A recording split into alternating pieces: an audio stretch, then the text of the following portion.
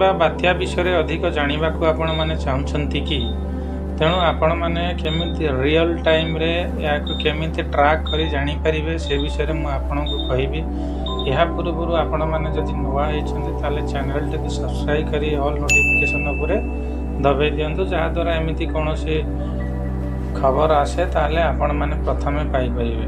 ତେଣୁ ମୁଁ ଆପଣଙ୍କୁ କେତୋଟି ଆପ୍ ବିଷୟରେ କହିବି, ଯାହା ବିଷୟରେ ଆପଣ ଡାଉନଲୋଡ଼୍ କଲା ପରେ ଆପଣ ରିଅଲ୍ ଟ୍ରାକ୍ କରିପାରିବେ, ଏ ବାତ୍ୟାର ଗତିବିଧିକୁ ଆପଣ ଜାଣିପାରିବେ। ପ୍ରଥମେ ହେଉଛି ଜୁମ୍ ଆପ୍। ଏହି ଆପ୍କୁ ଲକ୍ଷରୁ ଅଧିକ ଲୋକ ଡାଉନଲୋଡ଼୍ କରିସାରିଛନ୍ତି। ଗୁଗଲ୍ ପ୍ଲେରେ ଷ୍ଟାରରେ ଏହି ଆପ୍ 4.7 ମଧ୍ୟ ରେଟିଂ ପାଇଛି। ଏହା ବ୍ୟବହାର କରି ଆପଣମାନେ ସାଇକ୍ଲୋନ୍ର ରିଅଲ୍ ଲୋକେସନ୍ ଏବଂ ମୁଭମେଣ୍ଟକୁ ଟ୍ରାକ୍ କରିପାରିବେ। ସେକେଣ୍ଡରେ windy.com।